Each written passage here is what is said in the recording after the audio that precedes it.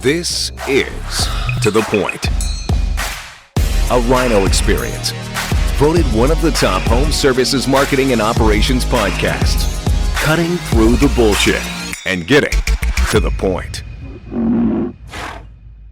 What is up, To The Point listeners? It's your boy, Chris, with another amazing episode coming up with a return guest, old friend, Mr. Mike Agugliaro. Mike A in the house. What's up, baby?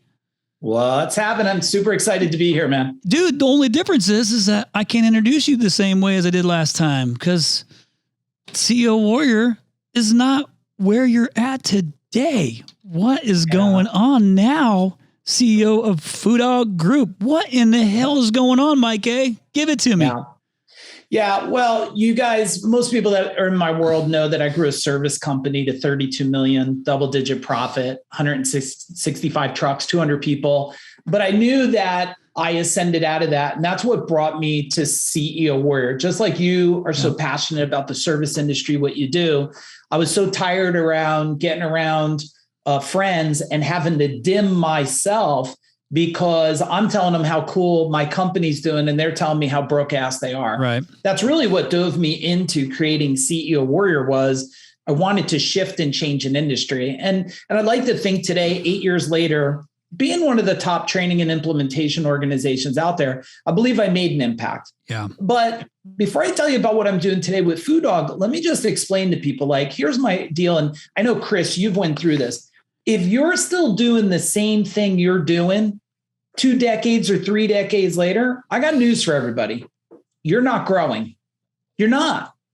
Because a natural pattern in human behavior is that when you do something for a period of time, you should start to expand out of that and be evolving to a bigger thing, which took me through CEO Warrior. Yeah. I mean, I was changing lives. I mean, in the last 15 months, probably a lot of your friends and mine, 20 companies have sold. Yeah. I think almost 80% of them, they all became decamillionaires. Right. Not that they're not sending me fucking fruit baskets or nothing, right?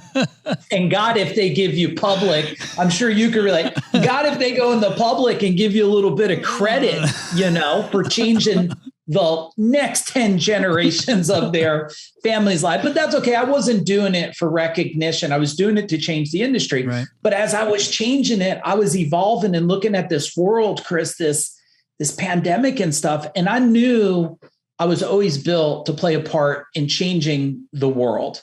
And even though I was changing service guys, I was watching them grow their companies and get divorced, watching them grow their companies and die, watching them grow their companies and lose impact with their children. Yeah. And for me, what good was it to grow a company if I couldn't teach them and close the loop on the circle? Like, look, I'm with my beautiful wife, Jennifer, since we're 15 years old, right. And I'm level 51 right now. Never say 51 years old, because that sounds like there's a shovel someday. Like, I'm level 51. I am faster, stronger, quicker, smarter, more intense than I've ever been. And when I look back and say, man, I've been in a relationship over 3 decades. I've been training in martial arts over 3 decades. Right. I've been building business over 3 decades. A few tattoos. I've been helping people over 3 decades. What good is it if me and you are helping people grow their business, but the rest of their life, the fucking wheels are flying off? Right. Well, and first off, if you remember, whenever I came to my first CEO Warrior event and spoke, I think this might have been 2019, 18, somewhere, maybe 2018, anywhere, somewhere in there. What attracted me to it was just the energy of it all, one, but then the thought behind the business in it, not just business. It was, you have such this mind growth, power that I feel was legit. And, because I've been to so many of these things over the years, and it's like the same shit over and over, spoken in a different way. And there's not a whole lot of interesting things to it. I will say this. I mean, I still share this story. I remember going, and it was like December, yet you still had my ass out in that cold ass New Jersey air at midnight. in my drawers, dipping into a pool and polar plunging with a bunch of guys. And I never felt so alive in that moment. We're like, holy shit. I had to borrow somebody else's swim trunks because I didn't even have any, but damn it, I was doing it. And you know what, Chris, like, that's when, and I hope you felt it this way. And if not, God, call it out here. But like anybody that ever visited our building, I know there's a lot of new people trying to help the industry, right. But when you came or another vendor partner or anybody, I wanted you to feel like you weren't going to an event. I wanted you to feel like you were coming home. Yeah. That you were in a world where you were going to be respected, where you're going to be understood. We knew that. So I did a deal, an acquisition in 2020 with CEO Warrior. And for anybody listening, if you don't know, the reason is because I had a choice. I could keep just changing the industry or I could change the world. And we partnered with a really great company called Corridor Capital. I'm still a shareholder. I'm still on the board. But if I go back and give everybody the secret sauce right now, and I know everybody in the world there, 10X, you hear this thing, right? Yeah. 10X this, 10X that. I think it's a great concept. Let me share what no one's telling you about the concept. In order to 10X anything, you want to 10X your relationships, your business, your wealth, you got to 20X yourself. You have to 20X yourself. And people don't understand this. So they say, Mike, okay. And there's a lot of people listening that probably grew good companies too. Yep. Everything I did was make the human better. Everything else will follow. That's it. Make them better. And how do you make people better? Well, first off, I bet friends and shit in the service industry. How many people today are suffering with guilt, shame, trauma, anxiety, depression? Well, if you don't help those things, it's pretty tough in the world of business for people to convert more, serve customers better. How can you serve customers today at the highest level if you're not even good with yourself? Yeah. And I watch these people, I'm going to teach you how to sell stuff. I'm going to teach you how to sell. And I go, okay, that's good. How about we do the number one sales thing that has to happen before anything? I teach you how to sell yourself on you, on good. Who you are. Yeah. I do see, and this is what I love about it, because when I was sharing that whole thing about the polar plunge, it literally had nothing to do with the event itself. Like, could somebody else, I've done a polar plunge before. I'm from Indiana. Like you cut a hole in the ice and you jump in the lake. It's not that big of a deal, but it's not about that. It's 100% mental. It's just it's a challenge I had to work through of you did it, you accomplishment. You're thinking about it the whole time. Like, oh my God, it is literally midnight, like midnight. We did that. And I don't even know, it was in the teens, and I got in this pool. And then when I got out of it, I can still remember the guys I was with, and coming out of that water, you just feel like a different human being. Like you just mentally accomplished. And I love the kind of mental challenges like that. So to me, it wasn't even so, it was that I had the opportunity to do it through that event, and it was unique. So I loved that piece of it. But you're right. What I also loved about it is, in the service industry, having, you've been in, so many people, and I know a lot of the same people, but there's so many people who are just good human beings in the trades, tons. And I love the camaraderie of it all. And I love the friendships I developed of it all. And I worked with, like some of the biggest players in the space and some small players in the space. And I care about them all one and the same. But I will say this, the thing I think it's always drawn me to you, Mike, is this mental, because I know you don't say mindset, you talk about mind growth, and you're always so intentional about that, but also the real life shit behind it. And that is you, your family, all the things that come along with the business. You bring it with you. You don't just leave one or the other. It has to come together. And I think that's what I've always appreciated kind of about you and how you roll in the industry. Yeah. Look, if you look at a life wheel, which a lot of people know a life wheel, right? You have like business, your spiritual belief, your relationships, your community, your health, your wealth. You look at all this. And then you look at the world in general in business. And I bet most people listening to this, they're spending 80% of their time in the business side, trying to figure that all out. Here's what I learned. When I look back in time, Chris, and I say, okay, why was I able to do things? Because I spent more time in the 9/10 than the 1/10.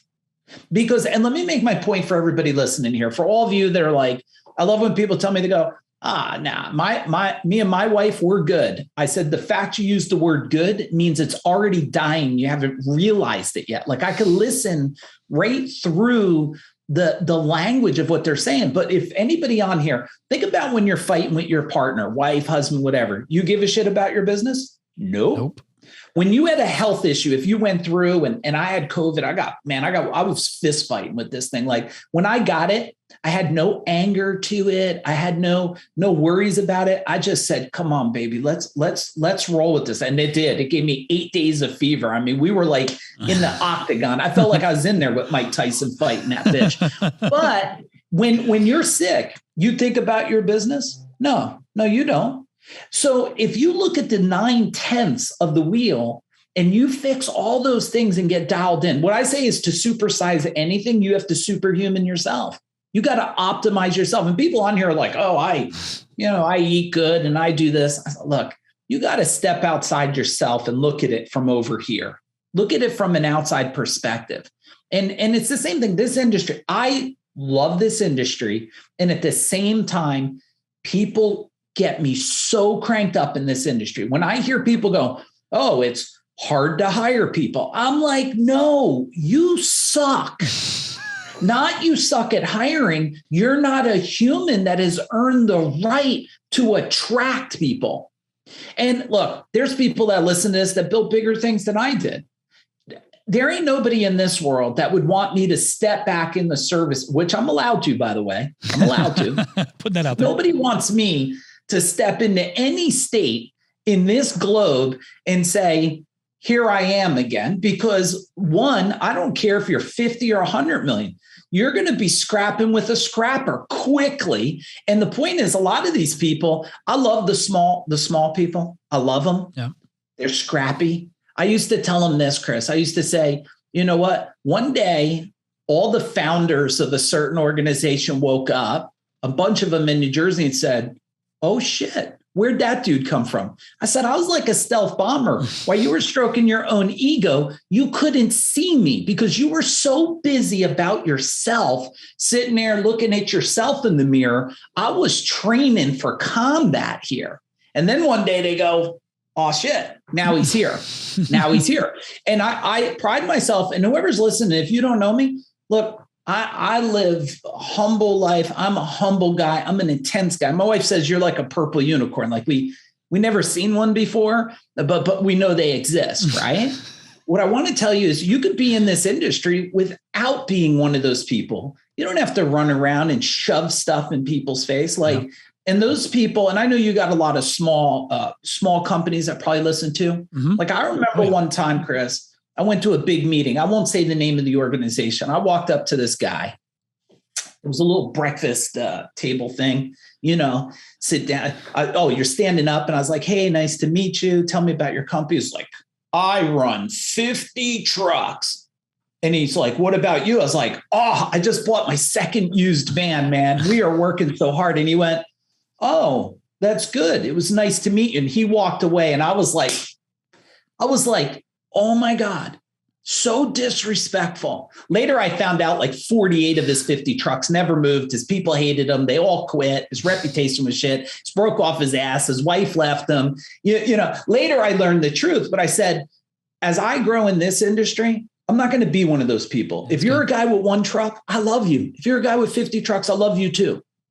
And I know everybody wants to say we're all for the industry together. But Chris, come on. Yeah. Behind closed doors, we know the truth. You're not all for it. You don't all care. I do. You call me up. You Facebook message me. If I get up to take a leak at 2:30 in the morning, I look and there's a service industry, anybody, I don't care, someone I don't know, and they're saying I'm bleeding. I'm like, okay, what do we got to do here? I'm not saying you got a credit card. I'm like, what do we got to do? How do I help you survive right now? That's what it's like to really care about this industry. Yeah, that's good. And I can attest to that too. I mean, you and I've had some decent conversations too, but I love whenever I see I'll be sitting in a meeting or something and I see it says on my phone, it'll pop up and it'll say, Mike, you'll have your name on it. And then I probably lose the next 10 minutes of whatever they're talking about in that meeting, trying to figure out what's Mike coming to me with? What's going on? I'm always interested to hear it, but I also understand your heart and how you feel about this industry and that kind of passion. So, I'm very much the same way. I'm having these conversations right now with even my own staff as we've grown. I mean, geez, from whenever you and I were on here last, which by the way, for the listeners, that was episode 19 when we did proven secrets to 5x growth in 5 months or less, or something along those lines. Anyway, it was episode 19, somewhere around there. It sounds like something that you would do. But even having conversations with my employees, I'm trying to dig in and let them know, that I care as we've grown, because I have to be more intentional with my time and not just assume that they know these things. I have to, lead, by action too. So, but this has kind of been you and who you've been. And another thing that I love about it is you always have pulled like Jennifer and, and your son and your daughter and like into this stuff. So it's like, it's like a full circle thing for you. It's family, like my kids want nothing to do with what I'm doing now. My oldest daughter is 22 and she's on our call listening and reporting team. And that's just so she can cover the apartment that I pay for her while she finishes up college. It's not she doesn't want to walk in and she doesn't want to do this. And that's okay with me. It doesn't hurt my feelings. So I don't get to bring my family with it like that. But my wife is our COO, so we're doing these things together. But I always kind of love that passion that you've brought. And something I want our listeners to know too, because you'll for sure have a few thousands of your closest friends listening to this. Just to understand, because you kind of, you kind of blew past like gold medal and all the, like the major accomplishments it had and like the great exit it had. And I would say even like kicked off, I think a lot of some of these great, the different, I guess, like multiples that we've seen and the great transactions that we've seen and all these things. And it's like, I kind of picture this. If I remember, you had like this ugly ass blue van that had like a fucking hole in the side of it or some shit, or like, I can't remember what, there was a picture I remember seeing of you in this van. And maybe I think it might've been, oh man. Probably an old brown van with me and my partner next to it. And look, I think the people, what the listeners want to know is, especially if they're in the position, is what changes in a human to go from struggling every day to becoming successful. Yeah. And that's where I know a lot of, when you're in these Facebook groups, Chris, everybody wants to tell you like, oh, well, it's just marketing and it's just sales. And like they don't know, because they most of them didn't go the journey long enough. So they don't know all the traps. Yeah. Those that went the journey and they were bigger than me, they forgot all the stuff they really had to do, and when you go back in time and you look at that company that we built, when we exited, first off, when we built Gold Medal Service, there was, if there was a handful of people doing plumbing, heating, cooling, electric, drain clean, there was maybe a handful of trade companies that were doing multiple trades. I believe we played a part teaching that. The second thing was that out there, when we did sell, we signed our name and walked away the next day. Right. Not too many people did that. Now, some people don't want to do it because they want 2 and 3 bites of the apple. That's good when you're not evolving as a human. You stay on and you try to evolve your bank account. That's perfectly fine. When you evolve as a human, and our multiple back then in 2017, we were like the cat's meow. Right. Today, forget it. Are you kidding me? The multiples today, 22. Come on. That's ridiculous. Yeah. Those people that sold that are listening to this, congratulations. Those of you that didn't, you just missed one of the greatest times you may not see this in another 4 decades. Those people that lived through the Lennox days and all those acquisitions back then, it's a 20 plus year cycle. So those of you that missed it, well, you got 20 years if you're going to make it. Think about not that there's not a deal, but yeah, it's been incredible. And like I said, you did it with Gold Medal.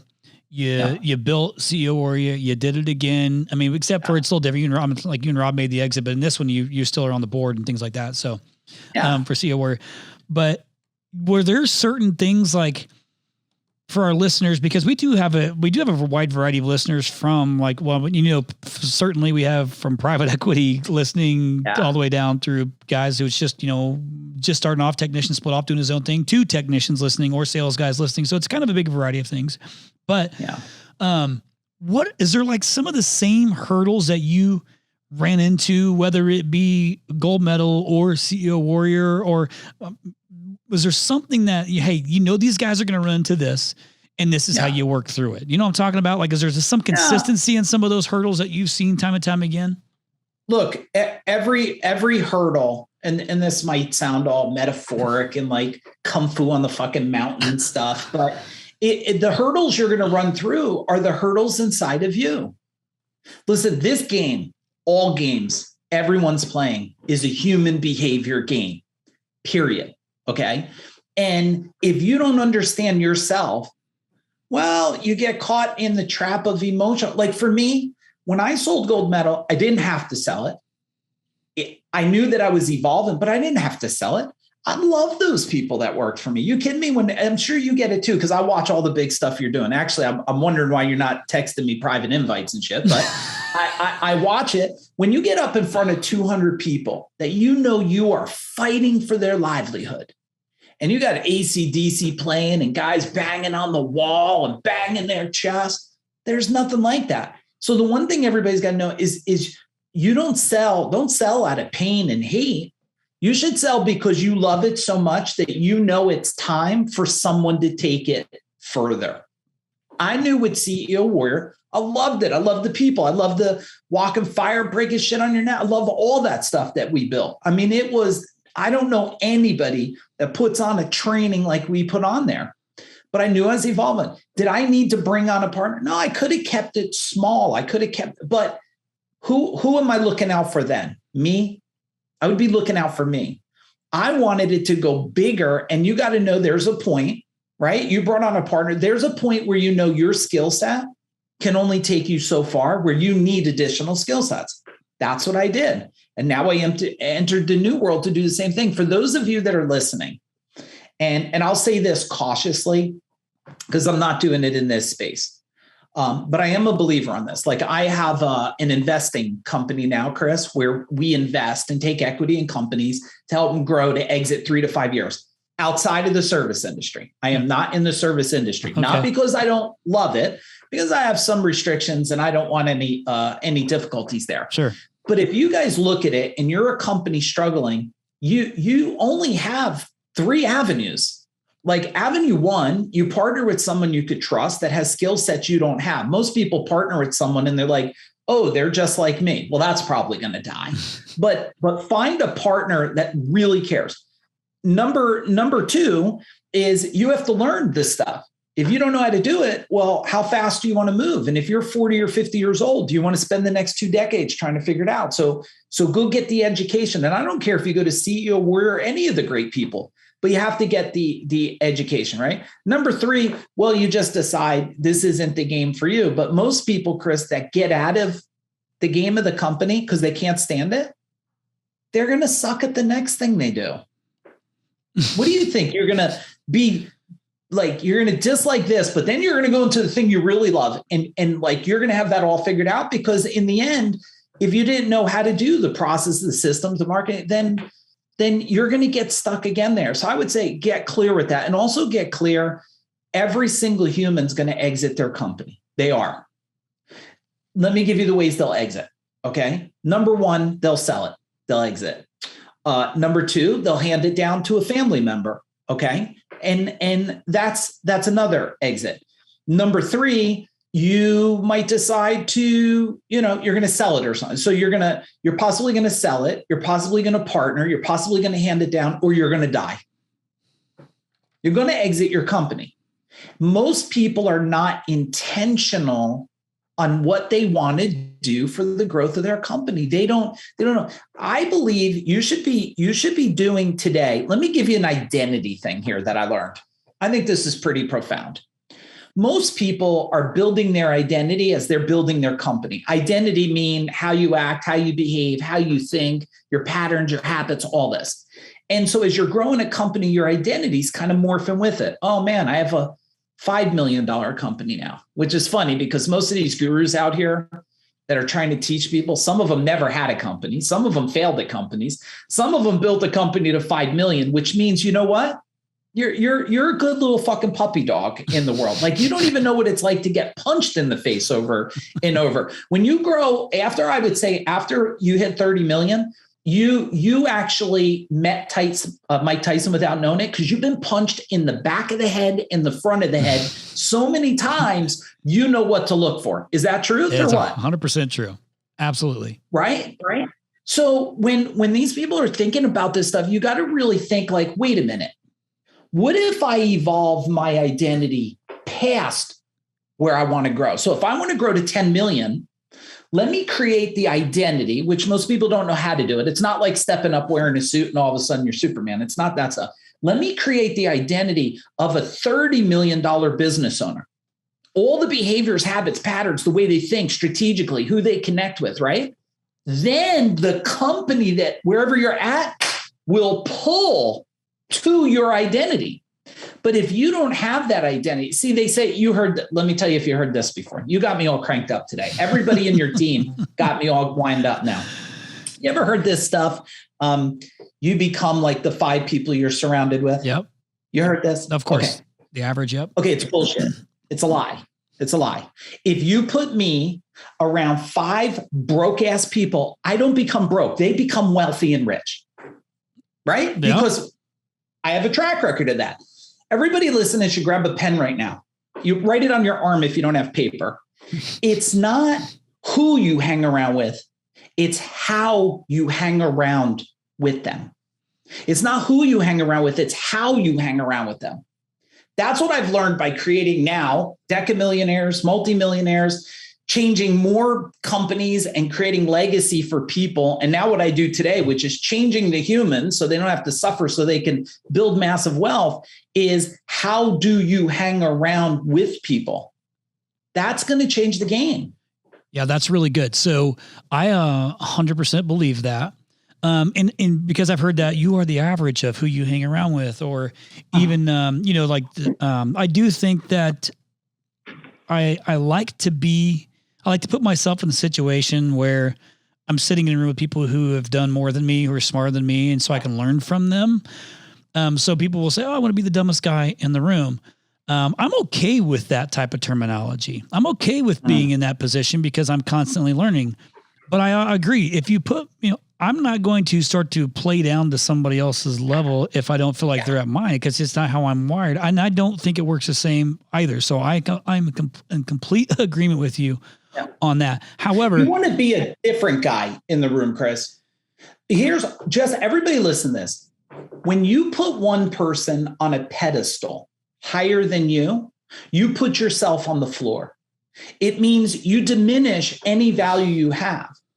Now, look, I met a lot of people really smarter than me, and they're good. They're better at a skill set in marketing, but I'm probably better at combat than them, right? 3 decades later of learning how to turn a knife, turn a sword, break an arm, like I'm probably different than them. Right. When you look at yourself as just different, not better, not worse, now you're in a position of growth, right? This world today has been so programmed, Chris. Think positive. Hang on a second. There's no positive and no negative. It's the definition you give it. There's no right and wrong. It's the definition that you give it. And if people could look at it through those eyes and go, because everybody wants to say, oh, well, you got to be more positive. I met a lot of positive idiots in my life. Very positive, but not very nice. Right. So if you could look at it through this new set of lenses, well, wait a minute, maybe, well, it was funny. I was just telling, I was a little spicy earlier today on a Zoom call with some of my team, not about them, just the situation. And I said, hey, everybody, look, I'm mean and I'm also nice. Like I'm angry and I'm also kind. Like, don't try to make me, I'm never going to be one side, because if I'm one side, I'm out of balance. And I think the world tries to be like, it's constantly sniffing Skittles and butterflies, right? No, it's okay to be both sides of this. And don't put people on a pedestal, learn from it. And look, on Facebook, it drives me nuts. I'm like, okay, you should just go lick their toes, Like, don't admire me. Don't put me on a pedestal. Just look at me as a friend and go, you know what? He has skill sets. Because when I meet you, just like the guy who used to clean our building, his name was Herman. He was with us for 10 years, this old guy. He come in and clean. The team said he never cleaned anything really good at Gold Medal, but he cleaned, and he used to bring me zucchini. You know, one of these old timers, they bring you the zucchini and the tomatoes. They're like, you wonder what he's putting on. It's like way too big. And I used to have conversations with him and not say, oh my God, he's a custodian. He used to give me stuff and say to me, Mike, why it's 7:00? Why are you here? You got one life, your family, make sure you pay attention. And he used to remind me and teach me things because I was open to learning from him. And if I would give this industry a gift, those of you that have these big egos that you think you're done learning, and you know who you are probably listening to it, like back off a little bit and maybe extend a hand to somebody and say, I get where you're at. And be careful with the information you're giving people today because, and I'm sure you see it, right? People are given information and I go, oh my God, okay. But when he hits 3 million, that piece of information is going to slice his throat, right? Because somebody who gave them the information is only a little above them. So they don't know the consequence in the future. And then they try to give insight without asking a question, right? Chris, like if you on social media and say, hey, how do I solve my slow season? And you go, oh, well, this was just happening today. And one of them, well, you got to outbound, you got to direct mail, and I'm like, well, hang on a second. What size company are you? What do you do? When did it happen? What have you tried before? Like, I need to ask you 20 good questions. Like you go to a doctor and you're like, I don't feel good. Lay down. Let me cut your chest open. What? Come on. We didn't even explore questions. And everybody's so like, let me throw up information. I'm like, come on, guys, let's ask a question here. Once we could peel back the onion, then go, okay, based on one guy in a truck that has no list, that has crappy everything. He doesn't even know if his phone works half the time. You're going to tell him to outbound. Outbound who, when, where?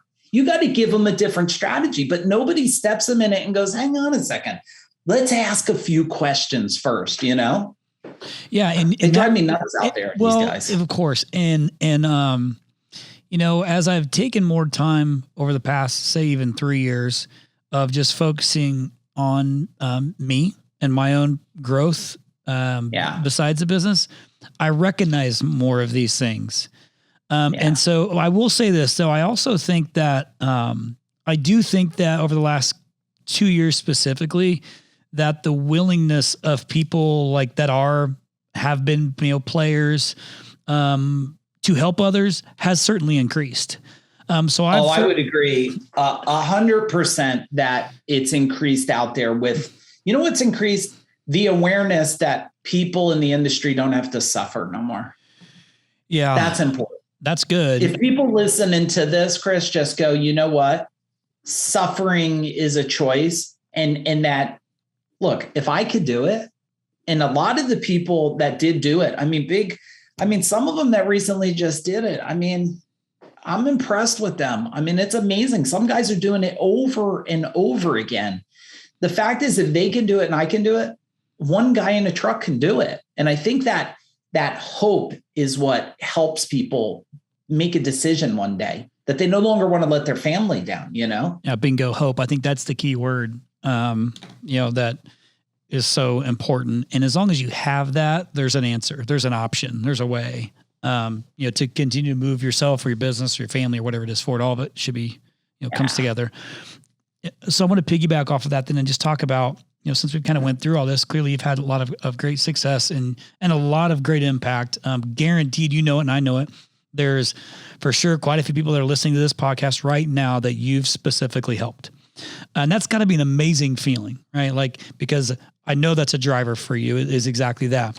But maybe share with our listeners, what are some of the biggest things that you've learned creating, and selling these big 8-figure companies in the last 5 years? Like, is there some monumental things where you're like, hey, regardless of size or like just anything in general, what are the biggest things that you think that you've learned in these processes? Yeah, I'll peel it back to the human behavior part, like really knowing what you want life to feel like and not feel like. really knowing a timeline, really knowing what your family wants. I never expected when I sold Gold Medal, my kids, so that was 2017. My son's going to be 23. My daughter's 20. So when I go back, I'm thinking everyone's going to celebrate. And Chris, I didn't realize the identity that it was part of my children. It became their identity. They're like, what do you mean you sold it? Because when I hear majority men, because this is a majority men industry, but women too. When I hear people say to me like, oh, my wife's mad, I don't spend enough time at home. I said, wait a second. My son used to come on the jobs with me. He used to come, my wife used to bring him when he was little and bring me soup when I was still roughing electrical in a house. It's like, I let my family see my world. I didn't separate the world from them. I'm included. Now my daughter, she's 20, she runs her own, since she's 17, runs her own virtual yoga business. Yep. My son has been, since he's 17, running his own virtual martial arts, in-person martial arts, combat business. And that's all from seeing the model. So one, really know what your life is, what you want it to be, and how soon you want it to get to that desire. So that's number one. Number two, I'm a big believer, and nobody tells you this, Chris. Brokers don't tell you this. PE firms don't tell you that. No one talks about this. But I learned it after the first one was they have this thing that's called the pitch book. Okay. A pitch book, everybody, is a book that's going to get put together. And someday you're going to go to market or you're going to go to someone to sell a company. And when you go to sell the company, they're going to look through this pitch book and go, okay, worthy of buying or worthy of not buying. And what I found out is that because I'm an energy person, most people don't know, I'm a believer in what I think about, I create. And maybe some other people will start to think about this too. So I started to say, well, wait a second. What if I build this pitch book with no intentions of when to sell, but I knew exactly what this had to be, how it has to be put together, what has to be in it, how it has to feel, what's the opportunity for the future. I mean, at Gold Medal, we did plumbing, heating, cooling, electric, drain cleaning. We did over $1 million in water filtration, $1 million in indoor air quality. We did over $1 million in one-day bathroom solutions. So when we had this pitch book built and we went out there and said, hey, look at this, but look what this could be.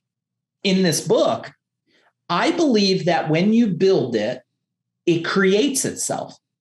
And so if anybody listening, and I don't care if you're a one truck company, I don't care if you're just starting out and have no company. If I could rewind time, and this is another one of those things, Chris, I just asked it on social media. I said, if you could rewind time, what would you change?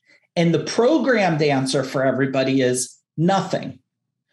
I think that's bullshit. If I could rewind time, I could have dealt without $1 million lawsuit. That would have felt pretty good. I wouldn't have mind that. Yeah, that created motivation. I was already motivated, man. I didn't need that. That was motivation with stress versus motivation without stress and pressure. So if you could rewind time, this is one of the things I would do the minute I was going to start a company. The second thing I'll tell you is this: I'm a movement person. I believe in creating a movement out of everything you do because a movement is bigger than you. And when you look at Gold Medal, I had 200 employees. I fought for their livelihood every single day. Every day I fought for their livelihood. The movement was to create an environment, to create a world in New Jersey where it was safer. I wanted to be a household name, not because I was going to get paid, because look, the reality is anybody here that's successful, I mean, I've been debt free, me and my wife, since we're 28 years old. I'm level 51. I haven't had a mortgage for all the time. If you go back at that time when I was 28, I was already making $150,000 a year. Even by today's standards, that's tremendous. And that was in 28. That was with knowing not how to do nothing, just work really hard, right? If you create a movement, the movement is, I wanted not a household name. I wanted people to no longer burn to death in their homes. I wanted them to no longer, old people, suffer with no heat. I know a lot of people just do it. I always say there's so many people, Chris, today that are looking at sales as a one-time transaction. Oh, I sold 30 grand today. I'm like, Okay. I wanted lifetime. I wanted to serve people for a lifetime. I wanted generations to help them. Same thing with CEO Warrior. I didn't want to change one person. When I created the movement of Warrior, it was to create the movement of changing the service industry to remove suffering from this space. I'm pissed off. They talk about this segregation stuff. The biggest segregation in the world has been white collar, blue collar. Why is nobody saying anything about this thing? Why not humans that are working hard to improve their life? Why is there going to be white collar, blue collar here? But what I wanted to step in was change that, change the whole thinking about that. So, and also bring in a new sense of respect for the tradespeople that I still don't think get enough respect. I think they're still looked down upon. I don't think people look at electricians and plumbers and HVAC guys on a high. They're like, oh, I got to call the plumber. I'm like, no, you're calling a knight in shining fucking armor to come to your house. You're calling a guy who's going to touch your crap, climb in your crawl space, and without him, you got to go crap in a hole. And this winds me up because I still don't think the industry is respected at the level. And if everybody listens and just considers one thing, next time you go to talk about another person in the trade and badmouth this person, oh, look what they did, ask yourself, who are you really hurting? You know who you're hurting? The industry as a whole. When I used to, my guys would come back and go, someone's hanging paddle fans in a ceiling for $75. I didn't talk about them. I called the guy up and I said, listen, I'm like $400. You're $75. So do me a favor. When you go to the job, just ask if I gave a price first and 3 times your price. So you make more money. Okay. Everybody wins. And I don't care if I get the job or not, but let me help you understand why you're hurting your children's college fund, why you're hurting the industry, why you're hurting yourself. You don't even know it. And I didn't know who they were. Now, every now and then, they flip me the finger through the phone and stuff. It's okay. I mean, that's why I trained in martial arts. So God forbid they come to attack me or something. But at least I did my part. I wasn't threatening to him. I said, hey, you know me, I'm a bigger company. Can I help you?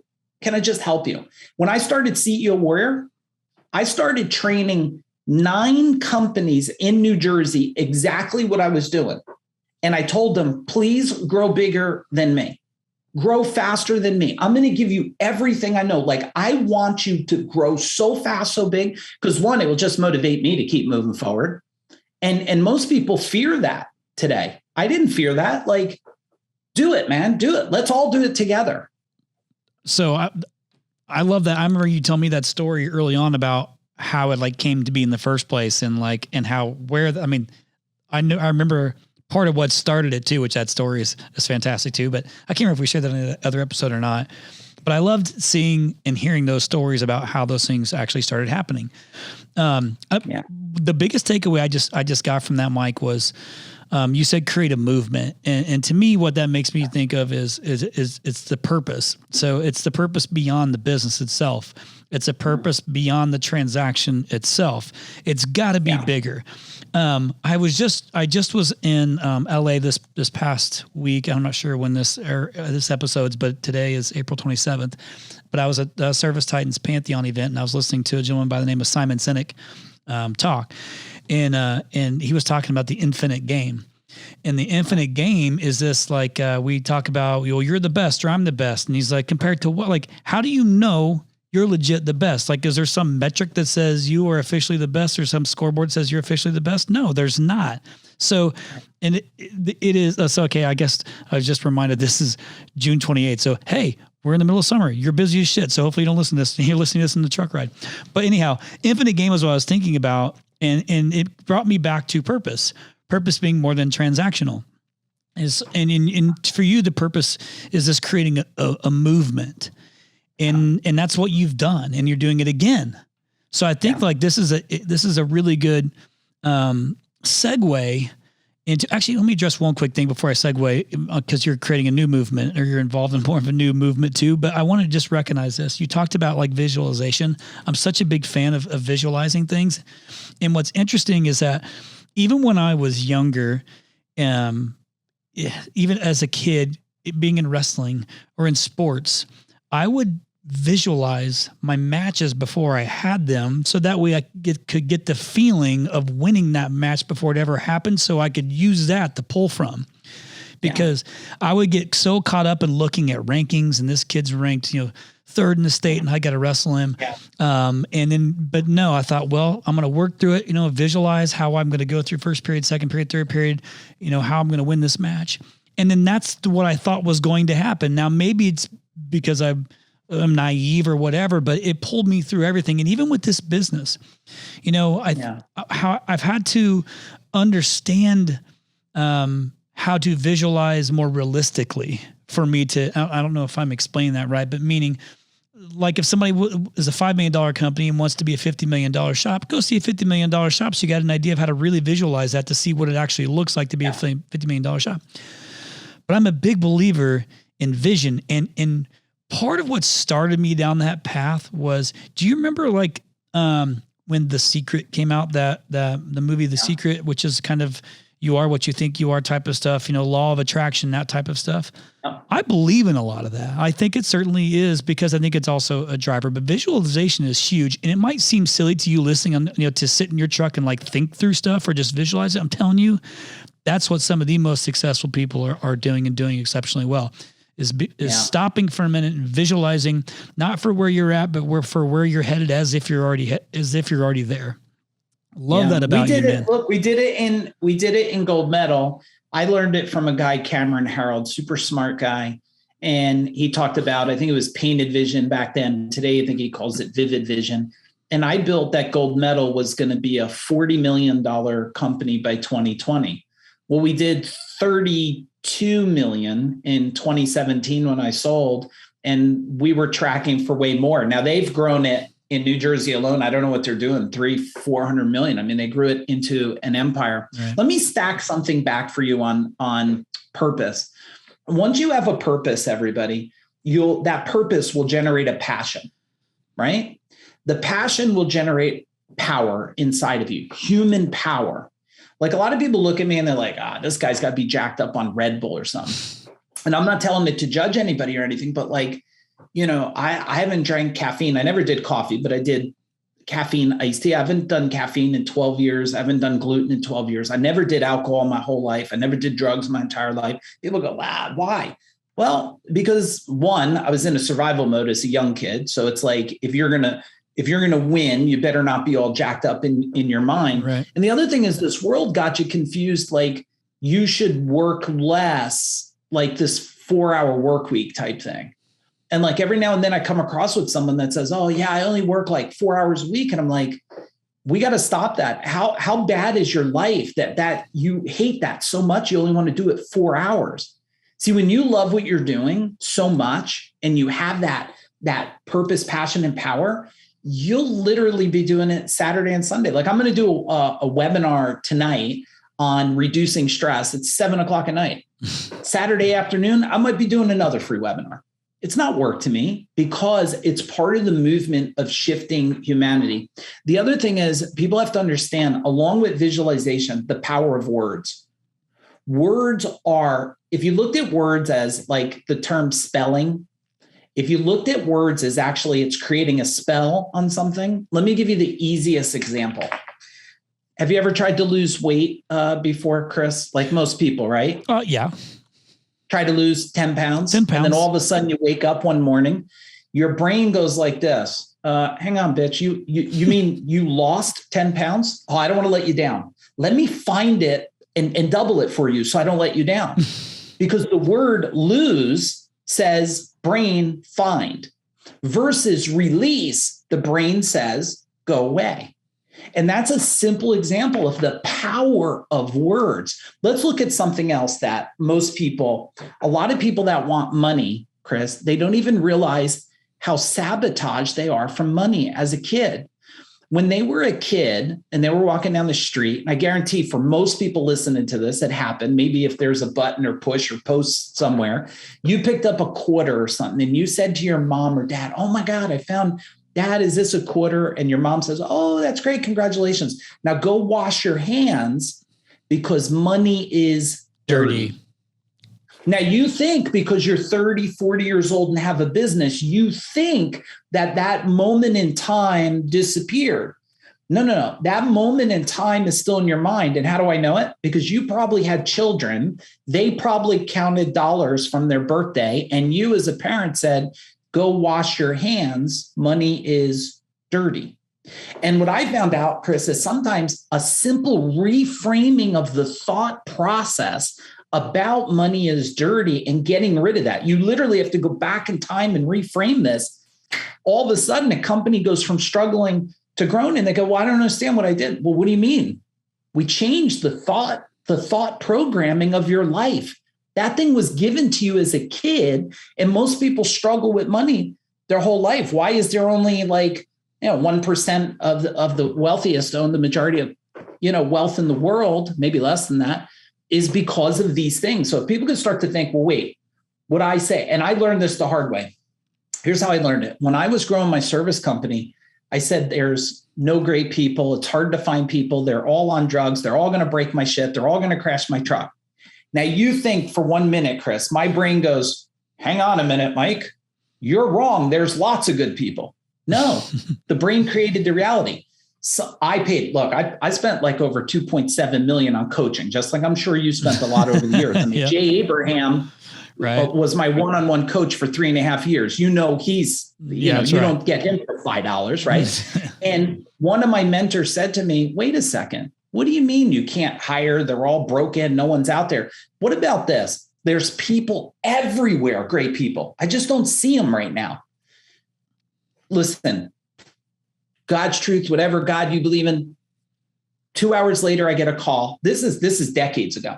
And a guy goes, hey, are you looking for an electrician? And I hire a guy.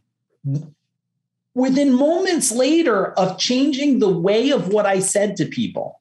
And listen, everybody here, I bet they go to a supply house. The minute they bump into a buddy, they go, how's things going?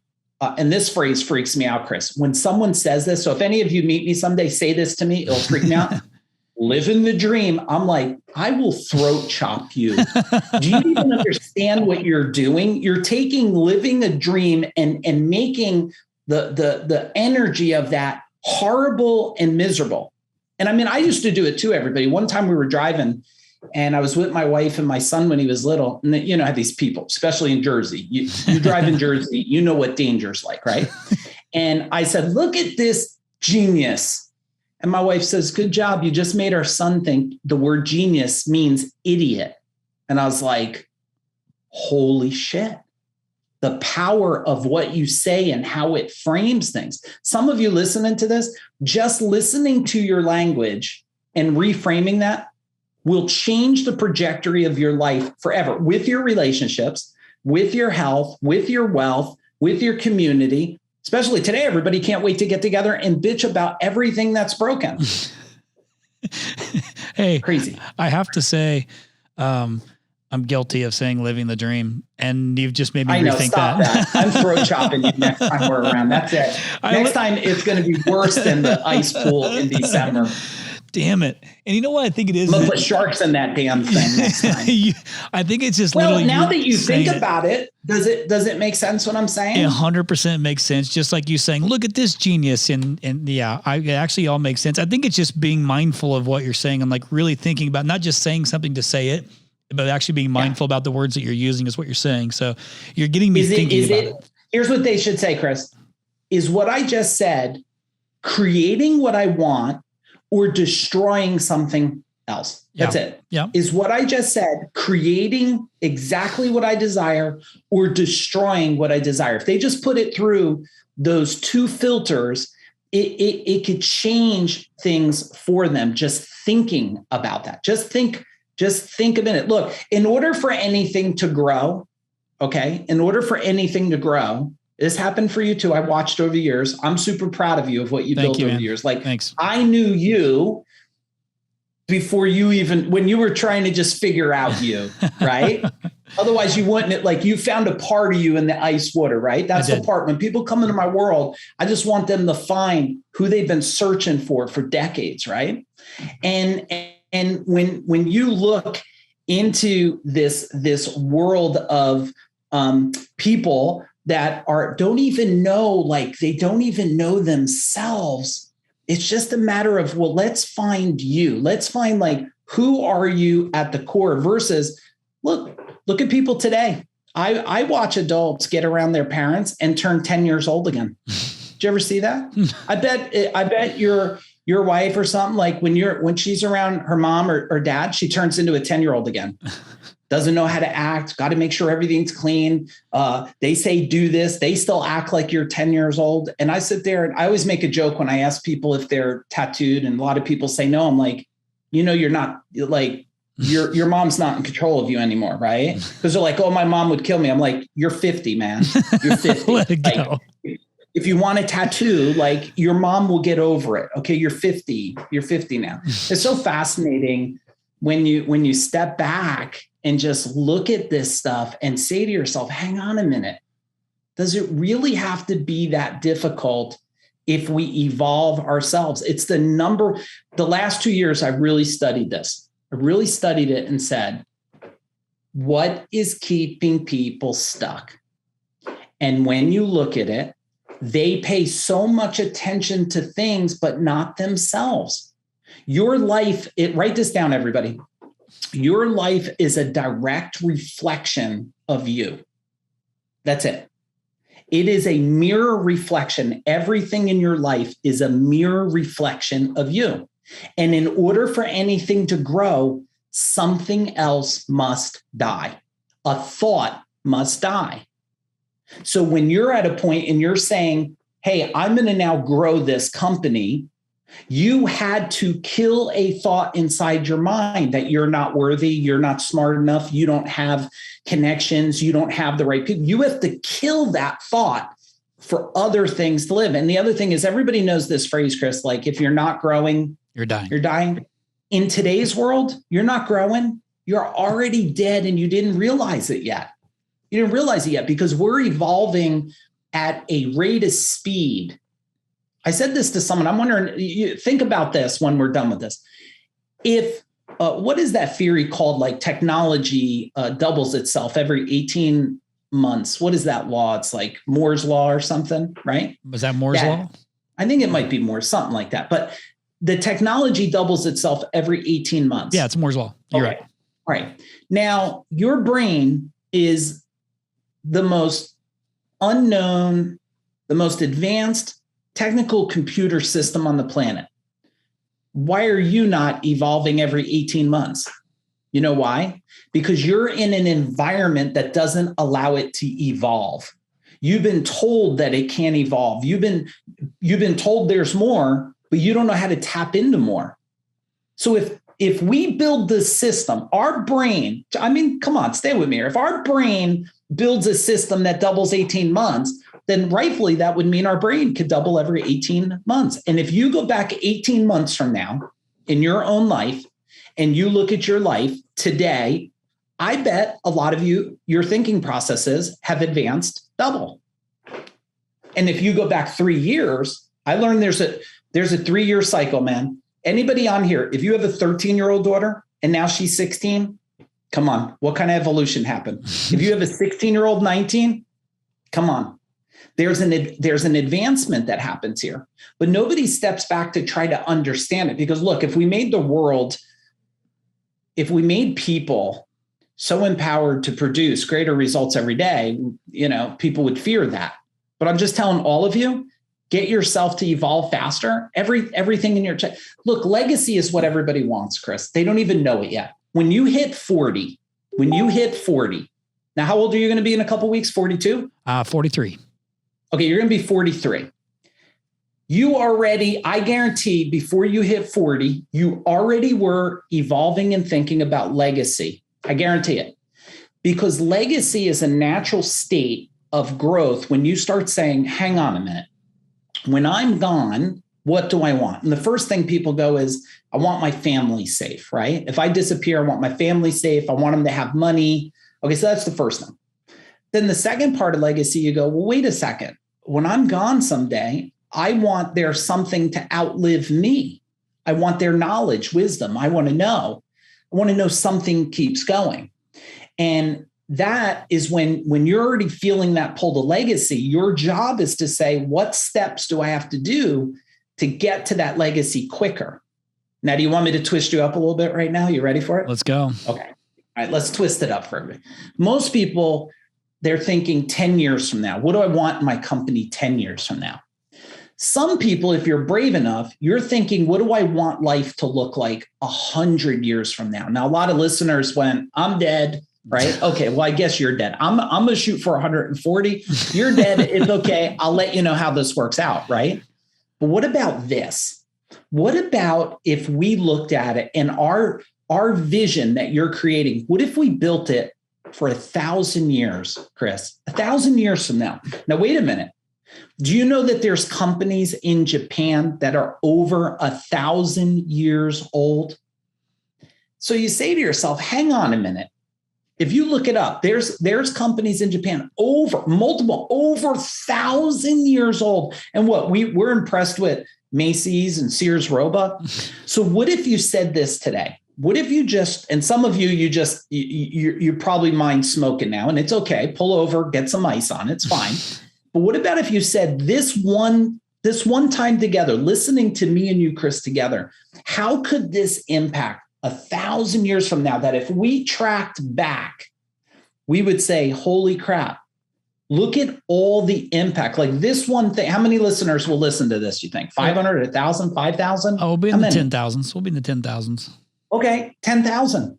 You know the butterfly effect, right? Butterfly flaps its wings in the middle of the ocean. It starts a tsunami. So now we've created an impact of 10,000 people that impacts 1,000 years from now. That's what I want people to start thinking. Now, why? Because when we expand a balloon to the point, now some people, their brains are on the windshield. I'm sorry about that. Pull over, right? But when you expand a balloon and it doesn't pop, it comes back and it's bigger. And then you blow it up again, doesn't pop, it comes back, it's bigger. That's all we're doing here is we're stretching the capacity of their thinking. So when it comes back, they run completely different. That's exciting.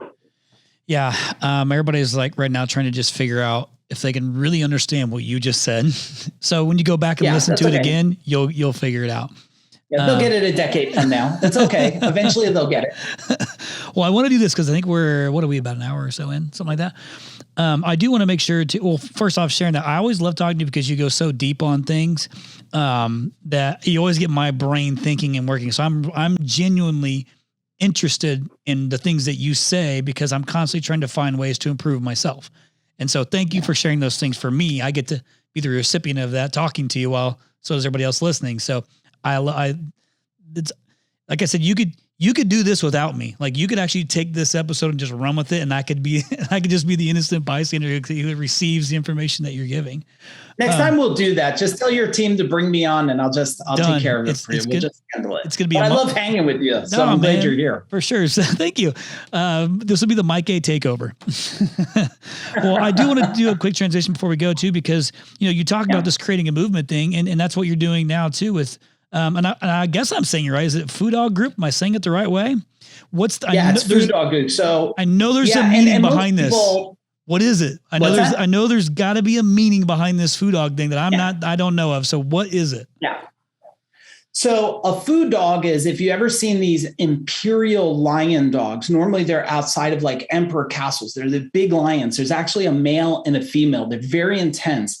And the reason why we picked FuDogs was, one, they're intense. Two, they're mythical. And I think humans are mythical, right? We don't know where the beginning and end of time is. You don't even know your full potential. And the other thing is there's a male and a female, the masculine and feminine, which everybody has a balance of both. So there was a lot of meaning behind that, because what we wanted to do was balance out their life. Because remember that, look, there's no life business balance. There's life, and business is one aspect of it. So that's why we build the FuDog Group.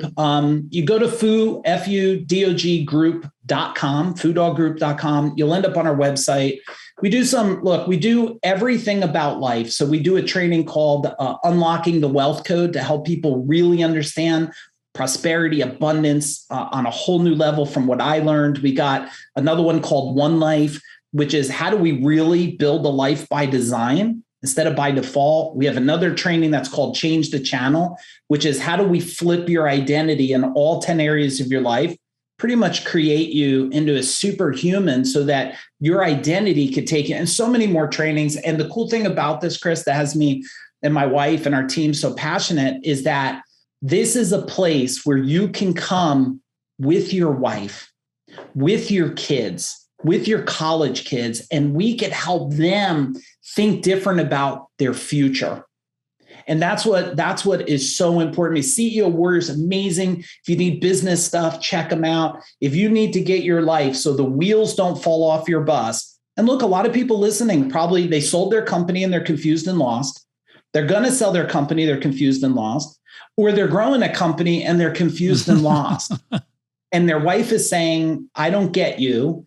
They keep growing, right? They keep growing, learning stuff, but their wife can't relate. And I wanted an environment where we could keep people married, we could keep them healthy, we could keep them alive, and they could get to freedom on a whole new level than they ever imagined. So they could be the model for their kids. So anybody, and I'm not selling anybody, if you're interested, just come check us out and find me on Facebook. Let's not make this a drive-by, right? This isn't a drive-by. Like I've been here before, hit me up. And if I could help anybody that's having dark days, like hit me up. I'm a good friend with no judgments. Yep. I agree. And I would encourage the same thing. I mean, I think that if you haven't, the first 50 minutes of this podcast is Mike kind of talking about what he's done, how he's grown things, like how he's used the power of, mind growth versus mindset and like the energy and laws of attraction, things like that. And ultimately helping people. And so reach out. That's what he loves to do, this type of stuff. So, you going and talking and asking questions, I promise you there's no stupid question. Mike might give you a different way to frame it. But there's no stupid questions. So take advantage of those things too. Did you say, because I didn't realize, having looked through the site, which I saw you and Jennifer on there. But there was you mentioned your college kids. Is there a certain like age group that you would maybe refrain from if you want to get your children involved in it? Look, I would say from an age, if it's a mature 16-year-old and up, we have a bunch of 17-year-olds right now that are actually creating businesses that are on there. And look, the whole point is if all of us could rewind time, what would you do different? You would hope that you could give knowledge you have today to your kids earlier than you having it, right? That's what's going to change the world. And my kids are on it at different times. My son works with us on different things. So they get the perspective of all different generations there, which is so important. And Chris, I want to say it one more time, and everybody who knows me knows I don't have to say this.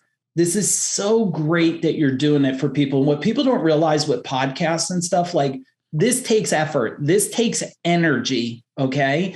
And Chris, at his point, like you don't have to be doing this at this stage in your life. Like you don't have to be on shows interviewing people. And so everybody listening, you should just send Chris out of because how honored you are that he's still doing it. Cause I'm honored to be here because you didn't have to have me on, and you're playing a part. Yeah. You're in the service industry a lot, but what you're doing is playing a part in helping solve suffering too. So I'm really honored just to be here with you, Mike, and to be friends with you, man. Yeah, man. I appreciate that very much. And likewise, and that is it. And it's because does it take a lot of effort? Yeah. I mean, it does take a lot of effort. And is there a lot of studying that has to go on before it? Yeah. There's so much behind the scenes. I mean, there's, two gentlemen sitting in here right now. They're a part of this podcast. So I've spent time and money and effort on it, but because the purpose is so much greater than that, the purpose is this drive to give back to the industry that I love. And while I'm able-bodied and have the opportunity and the influence, why would I not use that to push good and to bring on guys like, the volume of people, Mike, that reach out to us to be guests on this show is staggering. It's just that it's the wrong intention, and so for me, I have an obligation to bring on, for our listeners, on behalf of our listeners, people that I genuinely believe can give them the opportunity to break through whatever it is and scale either their personal lives or their professional lives, or God willing, both simultaneously. So I'm equally as grateful to have you on and give us, an hour of your time to do this stuff too. And it's always good catching up with you, man. I'm grateful for our friendship. I'm grateful for your time. And I'm always grateful for the insight that you give me, man. It's almost like, man, when I was talking to Jim about potentially hiring him as a coach, I know what you put into that and what goes into that. And that is no small task, financially or, just from a time perspective. There's a lot that goes into that. But that's something I never even would have went down that path if it wasn't for my time with you, man. So thank you on pushing me to think bigger and deeper. Awesome. So I want to leave with this. Ironically, you start talking about it. So I started seeing I started seeing Zach and Ryan behind the camera here in the microphone smiling.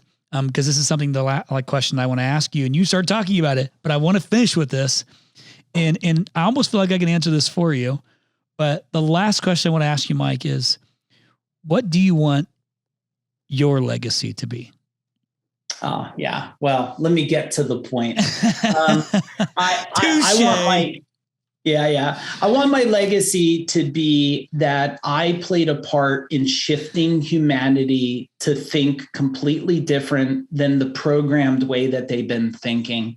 And I know I'm already, our focus right now is to impact 1 million people or more in a decade or less in 100 countries or more, which I feel like this is helping that. 100. And, before I close my eyes someday and conscious moves to another level, I want to know that I help shift and everybody started to live a life that has less stress, less anxiety, less depression, less suicide suffering and addiction. I do that. Well, I should say I am doing that. Yeah.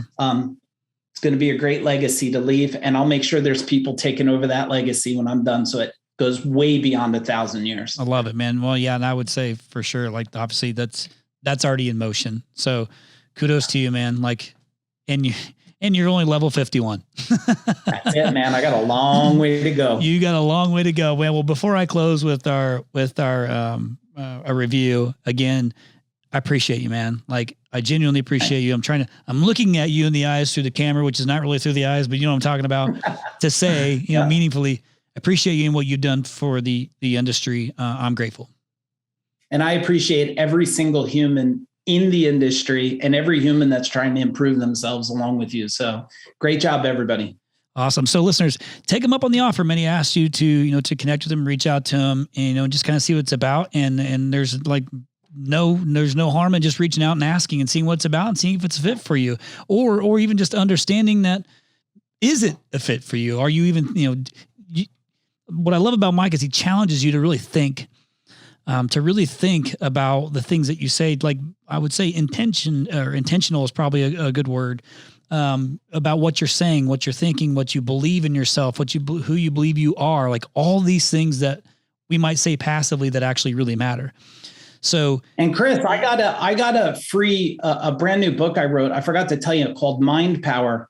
If you want to, I'll gift it to anybody that wants it. I'll give you a link after this. It's brand new. I just wrote it, called Mind Power. And it will really help evolve people. So for your listeners, I'd love to do that for them. Yeah, 100%. So what we'll do is we'll thank you for offering that at Mind Power. What we'll do is we'll share the link for that book, if that's cool. If you got one of those we can use for them to do. Okay, perfect. So just make sure you get that to us afterwards, and we'll make sure we attach it to everybody. Thank you for doing that. I appreciate it.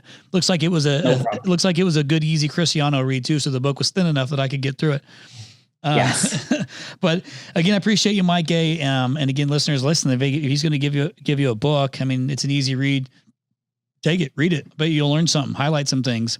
I'm ADHD, so it looks like it was one I could read. I have to highlight as I read because my brain will wander and I got to go back and reference things. If you struggle, I'll read it to you one day. Thank you. I appreciate that. Is there pictures in there? Are there pictures in it? Okay, I'm going to finish with this one. I guess you probably know who this guy is, Mike, but or this company is. So this one is from March 30th, 2022, Patriot P22, whoever that is. Thank you so much. 5 stars. Parker and Sons episodes. This is with Paul Kelly. Thank you, Rhino and Mr. Paul Kelly, for the info in the book. I know there's something in that book. Will take the team and I to the next step. So, same thing to those listening. Guaranteed, if you have a pulse and you can hear this episode, you took something away of value that can move yourself forward personally or professionally. And what I love to be able to do, like I just read from this particular review, is to get reviews about the guests that are on and share it with them. So I got the luxury of being able to share this particular review and a few others with Paul Kelly from that episode. So those guys are grateful that you have it, and Mike would be as well. So please, if you're going to leave a review, and Mike was my guest, mention that. I'd love to share that with them. I know Mike would like to see it too. So continue to listen, obviously continue to share this podcast. That's how we kind of, to Mike's point, try to get this as many countries as possible. I can't remember how many we're in right now, but it's a bunch. I know the top three are United States, Canada, and Australia. And now we're dabbling in the UK quite a bit, which is nice, and Ireland. But regardless, I love reading reviews. That's what kind of fulfills me. So if you'd keep doing that, I'd really appreciate it. Again, Mike, I appreciate you. And to our listeners, you don't got to do everything, but you got to do something. No 0 days. Listeners, thank you so much again for listening to this podcast week after week. We are extremely grateful. Again, the whole purpose of this podcast is to give back to the home services industry that we love so much, whether you're a rhino or not. We really appreciate all the subscribers. And if you haven't subscribed yet, please go in and subscribe, and you'll get all the episodes sent to you automatically weekly. Also, we have really enjoyed your feedback.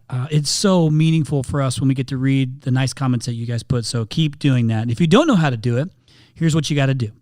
You search for To The Point Home Services on Apple Podcasts. You click on our profile, scroll all the way down to the bottom, and hit write a review.